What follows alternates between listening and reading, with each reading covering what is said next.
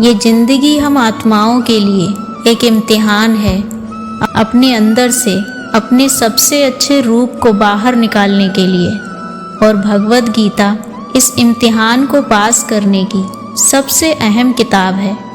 भगवद गीता के 18 अध्याय हैं और ये संस्कृत भाषा में परमात्मा द्वारा दी गई है। समय के साथ संस्कृत भाषा रोज़मर्रा की ज़िंदगी से निकल गई और ये ज्ञान मनुष्य से दूर हो गया। समय समय पर भगवद गीता के साधारण अक्षरों में अनुवाद किया गया। इसी कोशिश को आगे बढ़ाते हुए भगवद गीता के कुछ अहम हिस्सों को ईश्वर के आशीर्वाद से एक आसान रूप में मैं अपने मिलियंस भाई बहनों के सामने वीडियो के माध्यम से समर्पित कर रही हूँ। ये ज्ञान परमात्मा ने भगवान श्री कृष्ण के द्वारा सबसे बड़े धर्म युद्ध महाभारत की रणभूमि कुरुक्षेत्र में अर्जुन को कुछ 5000 साल पहले दिया था। ये वो वक्त था जब धर्म का बार बार उल्लंघन हुआ, परमात्मा का डर मनुष्य से निकल गया। लालच की होड़ में भाई ने भाई को मारने की कोशिश की और यही नहीं, एक विवाहित स्त्री को भरी सभा में अपने बड़ों के सामने अपमानित किया गया। इससे पहले कि मनुष्य जाति धर्म युद्ध से निकलकर पूर्ण रूप से कलयुग में जाती, युद्ध की रणभूमि में युद्ध से कुछ समय पहले परमात्मा ने भगवद गीता भगवान कृष्ण के द्वारा मनुष्य जाति के कल्याण के लिए दी। वैसे ही जैसे कभी तुरा मोजिस को, गॉस्पेल जीजस को और कुरान प्रॉफिट मोहम्मद को दी। गीता, बाइबल, कुरान, तुरा, गुरु ग्रंथ साहिब, ये सब परमात्मा द्वारा दी गई किताबें हैं जो किसी एक धर्म के लिए नहीं बल्कि पूरी मनुष्य जाति के लिए हैं, पूरी इंसानियत के लिए हैं, सब आत्माओं के लिए है। क्योंकि ये आत्मा को परमात्मा के बारे में, उसकी सृष्टि के बारे में और सबसे अहम ये उन कायदों के बारे में समझाती है जिनका आत्मा को मनुष्य के रूप में हर हाल में पालन करना होगा, रक्षा करनी होगी। और इन्हीं कायदों की बुनियाद पे एक आत्मा को शरीर त्यागने के बाद परखा जाएगा और इस परीक्षा में पास होने पे हमेशा के लिए इस जन्म और मृत्यु से मुक्ति मिलेगी। परमात्मा भगवद गीता में कहते हैं कि मैं ही सबकी शुरुआत हूँ, मैं शुरू से भी पहले था और सब खत्म होने के बाद भी रहूँगा। सब मुझ में है और मैं सब में हूँ। जो भी तुम छू सकते हो, देख सकते हो, चख सकते हो या सुन सकते हो, वो सब मैं हूँ। ये नदियाँ, पहाड़, सूरज, ग्रह, चांद, सितारे सब मैंने बनाए हैं। मैंने ही भगवान, शैतान, राक्षस और इंसान बनाया। मैं सर्वव्यापी हूँ, सब में रहता हूँ, सब में मैं हूँ। मैं ही ब्रह्मा बनके सब बनाता हूँ और रुद्रा बनके सब नष्ट कर देता हूँ। मैं यूं ही सृष्टि बनाता और तोड़ता रहूँगा ताकि आत्माओं को मौके मिल सके इस जन्म और मृत्यु से एक दिन मोक्ष पाने के, हमेशा के लिए परमात्मा के साथ रहने के। भगवद गीता कहती है कि सबसे बड़ी परीक्षा के लिए परमात्मा ने प्रकृति का निर्माण 5 तत्व हवा, अग्नि, जल, पृथ्वी और ईथर से किया, जिन्हें हम छू के, चख के, सूंघ के और देख के समझ सकते हैं। लेकिन परमात्मा इन 5 इंद्रियों की समझ से बाहर हैं, पर उन्हें आत्मा इन 5 इंद्रियों से नहीं जान सकती। आत्मा इन 5 इंद्रियों के साथ वैसी ही है जैसे एक लोहे का रोबोट जिससे अपने बनाने वाले का कोई पता नहीं। अर्जुन को भी परमात्मा का विराट रूप देखने के लिए भगवान कृष्ण ने दिव्य नेत्र दिए थे। भगवद गीता समझाती है कि आत्मा अजन्मी है, इसे कोई मार नहीं सकता, कोई जला नहीं सकता, डुबा नहीं सकता, काट नहीं सकता। लेकिन आत्मा को परमात्मा के साथ हमेशा रहने के लिए ये परीक्षा रूपी जीवन में बैठना ही पड़ेगा। इस परीक्षा के लिए परमात्मा से बिछुड़ के आत्मा को पृथ्वी पे किसी न किसी रूप में जन्म लेना पड़ता है और 88 करोड़ योनियों को जीने और भोगने के बाद एक आत्मा को मनुष्य का शरीर और दिमाग मिलता है। इस सबसे बड़ी मर्यादाओं की परीक्षा में बैठने के लिए हर मनुष्य को इस पूरी परीक्षा के दौरान तरह तरह की अच्छी और बुरी भावनाओं के चक्रव्यूह में अपने ही भाई बहन या मित्रों के साथ डाला जाता है, जिसमें हर आत्मा को अपने अंदर के तामसिक और राजसिक अवगुणों से निकल के सात्विक जीवन में प्रवेश करने के मौके मिलते हैं। हमारे तामसिक गुण वो हैं जो हमारे अंदर हीन भावना पैदा करके हमें खुद को उदास और नुकसान पहुंचाते हैं, और हमारे राजसिक गुण हमें ईर्ष्यालु और लोभी बना के दूसरों के प्रति नुकसान पहुंचा सकते हैं। इस परीक्षा के दौरान हर आत्मा को तामसिक और राजसिक गुणों को खत्म करके अपने सात्विक गुणों से परिचित होना पड़ेगा। सात्विक गुण वो हैं जो आत्मा को अपने आसपास की हर चीज़ से जोड़े और उन्हें प्यार करना सिखा दे। परीक्षा के दौरान हर आत्मा को जीवन के चारों स्तंभ धर्म, अर्थ, काम और मोक्ष का ज्ञान पाके ही मुक्ति मिलती है। यही वो द्वार हैं जिन्हें समझ के ही आत्मा परमात्मा को समझ सकती है। पहला द्वार धर्म का है और शेर इसका प्रतीक है। धर्म वही है जो गीता में लिखा हुआ है, वेदों में लिखा हुआ है, गुरु ग्रंथ साहिब, बाइबल और कुरान में लिखा हुआ है। धर्म वही है जो धारण किया हुआ है, जिसे आपका दिल मानता है, जैसे झूठ नहीं बोलना, चोरी नहीं करना, भगवान का निरादर नहीं करना, दूसरों को नुकसान नहीं देना।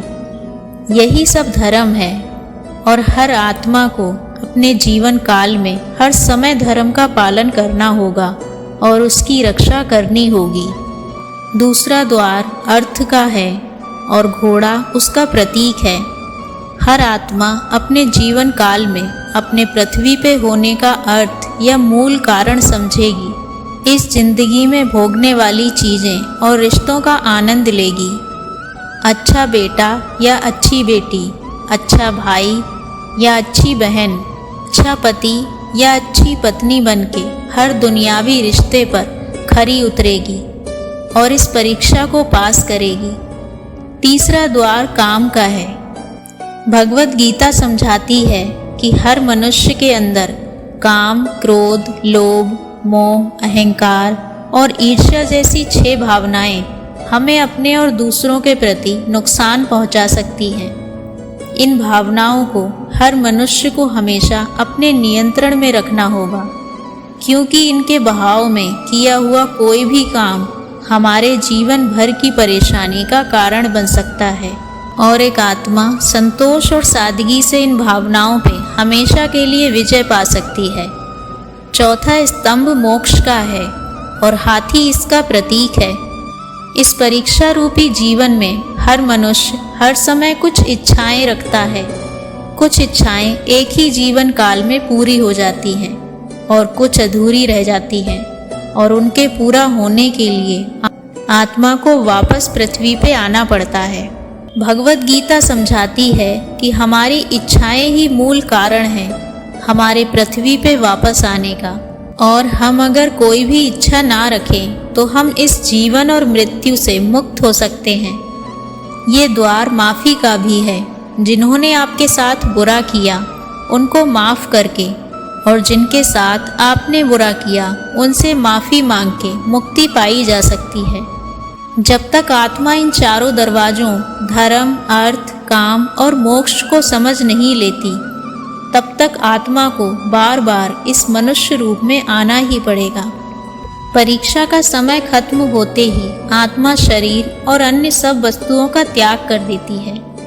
जो भी इस संसार में रहकर बनाया वो अब किसी और का होगा, और आत्मा अपने कर्मों के फैसले के लिए चली जाती है। आत्मा के अच्छे और बुरे कर्मों का हिसाब होता है। अपने अच्छे कर्मों के लिए आत्मा कुछ वक्त के लिए स्वर्ग और दुष्कर्मों के लिए नरक में चली जाती है। नरक में आत्मा को अपने पापों के अनुकूल सजाएं मिलती हैं और सजा खत्म होने के बाद आत्मा को फिर से एक नया शरीर, नया दिमाग मिलता है परीक्षा में फिर से बैठने के लिए, और हर परीक्षा में वही सब फिर दोहराया जाएगा। जिंदगी के 4 स्तंभ धर्म, अर्थ, काम और मोक्ष को समझने के लिए हर जन्म में अपने कई जन्मों के कर्मों के हिसाब से हर आत्मा को कभी अच्छे और कभी बुरे हालातों से जाना पड़ता है। लेकिन जब तक आत्मा परमात्मा के साथ योग को नहीं समझ लेती, वो मुक्ति नहीं पा सकती। भगवद गीता समझाती है कि मनुष्य अपने शरीर, दिमाग या दिल से भी भगवान को पा सकता है।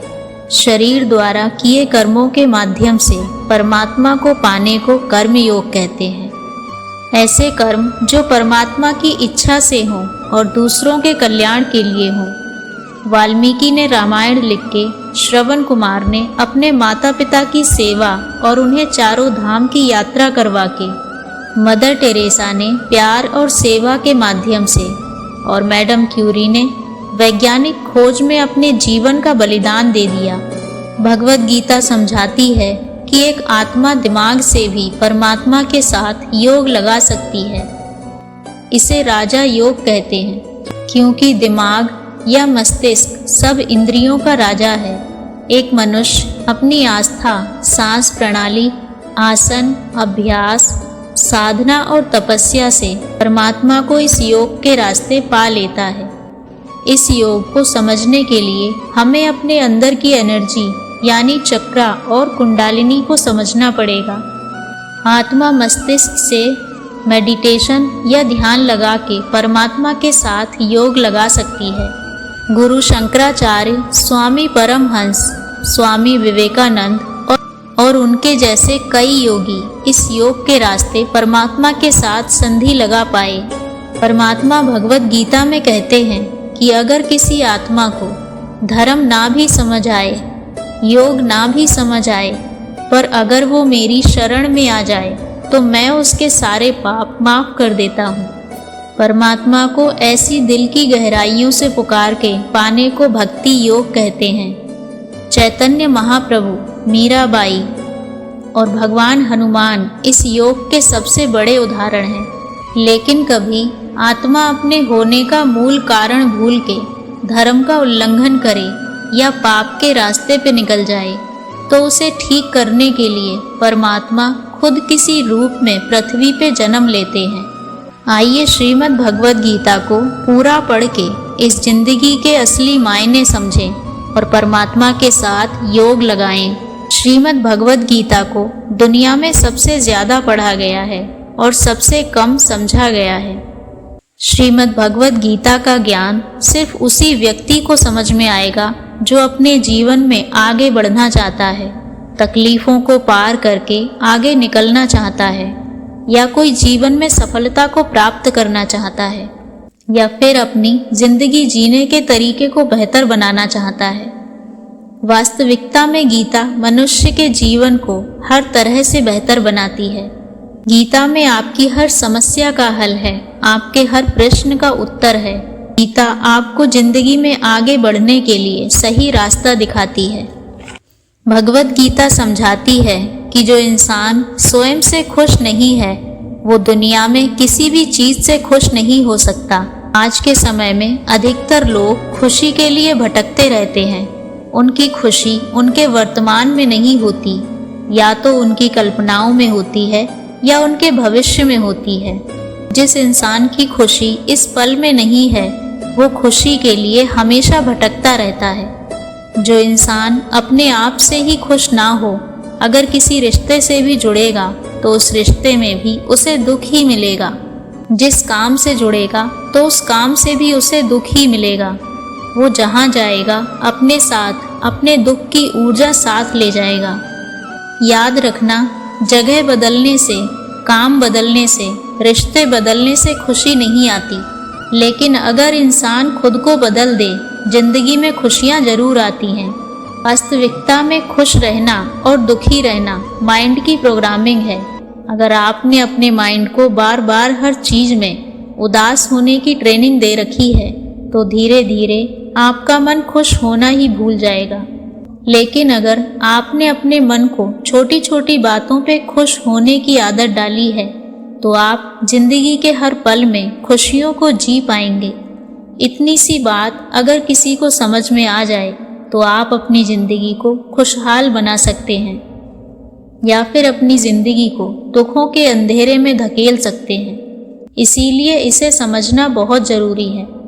भगवत गीता हमें समझाती है कि इस दुनिया में हारे हुए इंसान की, तकलीफ में पड़े इंसान की कोई मदद नहीं करता, और अगर कोई इंसान थोड़ा सा भी सफल हो जाए तो उससे कोई खुश नहीं होता। अपना दुख किसी को मत बताओ और अपनी खुशी किसी के आगे जाहिर मत करो। अगर आप अपने दुख दुनिया के आगे शेयर करोगे तो लोग आपसे दूर भागना शुरू कर देंगे, और जैसे ही आप सफल हो जाते हैं तो लोगों को वो भी अच्छा नहीं लगता। आपने 1000 बार ये सुना होगा कि दुख में कोई किसी का साथी नहीं होता, तो भी लोगों को समझ नहीं आता। तो भी लोग दूसरों को जाके अपने दुख बताते हैं, दूसरों से उम्मीद लगाते हैं कि वो उनकी मदद करेंगे। कोई क्यों करेगा किसी की मदद, और क्यों खुद को इतना कमज़ोर बनाना कि दूसरों की मदद की ज़रूरत पड़ जाए। और क्यों आप अपनी खुशियों को दूसरों को बताए बिना नहीं जी सकते। जब आप अपनी खुशियाँ लोगों को बार बार बताते हो तब आपके बनते हुए काम भी रुक जाते हैं, बनते हुए काम भी बिगड़ जाते हैं। जब तक आप सफल हुए नहीं हो किसी को कुछ मत बताओ। जब तक आपकी योजनाएं पूरी नहीं हुई हैं किसी को कुछ मत बताओ।